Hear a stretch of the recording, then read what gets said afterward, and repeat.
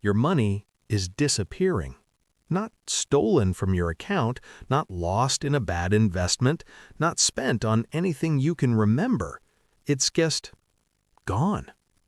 Every single year, quietly, invisibly, a piece of your wealth vanishes, and most people never even notice it happening.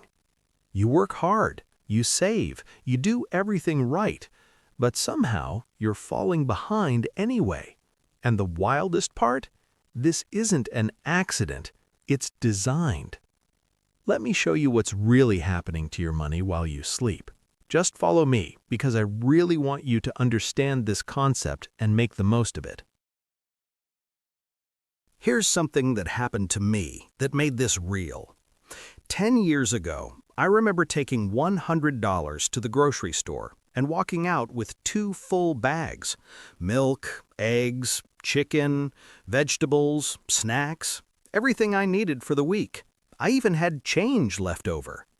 Last week, I took that same $100 to the same store. I walked out with half a bag, maybe.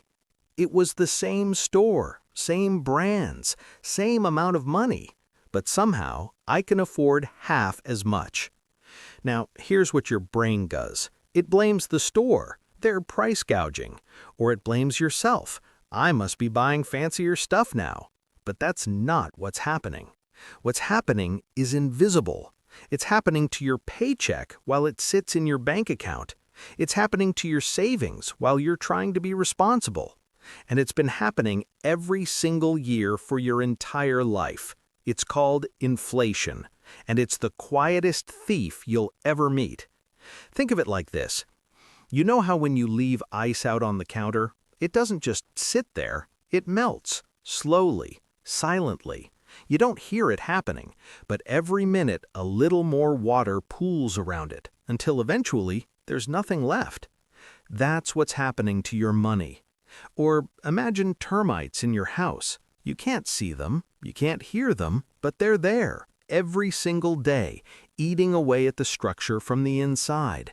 By the time you notice the damage, years of destruction have already happened. That's inflation. If inflation were illegal, it would be the largest crime in human history. So how does this actually work? How does money just lose value? Here's the simple truth.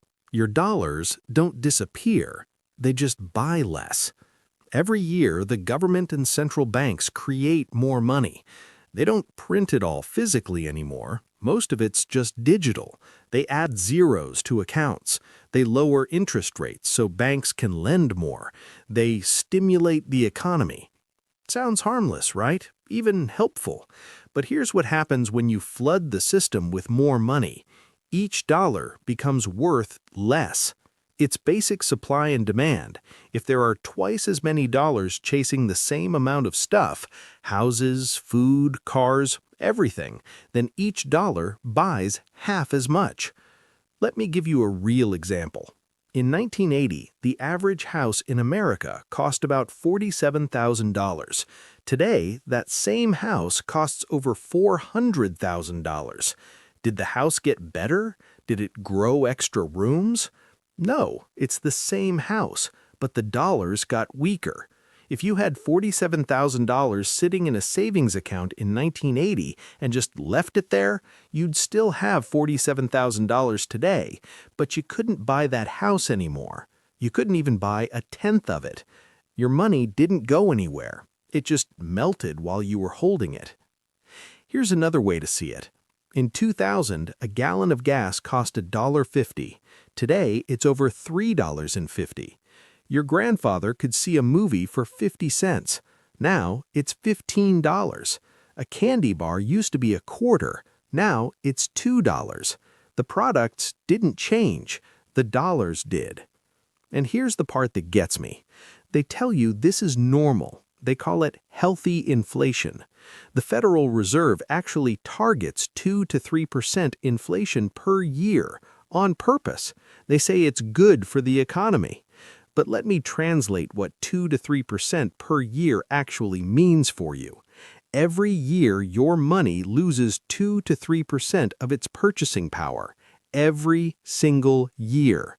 Over 10 years, that's 20 to 30% gone. Over 30 years, your money is worth half or less of what it was. You didn't spend it, you didn't lose it, it just melted while you were holding it. Now here's where it gets personal. You've been told your whole life, save your money, be responsible, don't spend it all. So you do. You save $50,000. You're proud. You're doing the right thing. But that $50,000 sitting in your savings account at 0.5% interest, it's melting. Inflation is running at 3%, 4%, sometimes more. Your savings account is paying you less than 1%. So every year, you're losing 3% in real purchasing power. On $50,000, that's $1,500 a year disappearing. You didn't touch it, you were responsible, and you got punished for it. Meanwhile, someone else took that same $50,000 and bought a rental property, or stocks, or anything that goes up with inflation. Their $50,000 turned into $60,000, $70,000, more. Not because they were smarter, because they understood the game. Inflation rewards owners. It punishes savers. And here's the thing that really bothers me. Nobody taught you this. School didn't teach you that holding cash makes you poorer. Your parents probably didn't know because the system was different when they were young. You were told to save, be careful, don't take risks, but that advice is designed for a world that doesn't exist anymore. In today's world, playing it safe is the riskiest thing you can do. So, what do you do? The biggest mistake people make here is thinking they need a lot of money to escape inflation. You can't stop inflation. You can't opt out. You can't save your way out of it. But you can protect yourself. And it's simpler than you think. Stop holding your wealth in things that melt. Start holding it in things that grow. Cash melts. Real estate grows. Savings accounts melt. Stocks grow. Dollars under your mattress melt. Assets appreciate. Here's what this looks like in practice. Let's say you have $10,000. You could keep it in a savings account earning 0.5% while inflation runs at 3%. Every year, you're losing 2.5% in real value. Or you could put it in an index fund that historically returns 8 to 10% per year. Even with 3% inflation, you're gaining 5 to 7% in real purchasing power. Same $10,000, completely different outcome.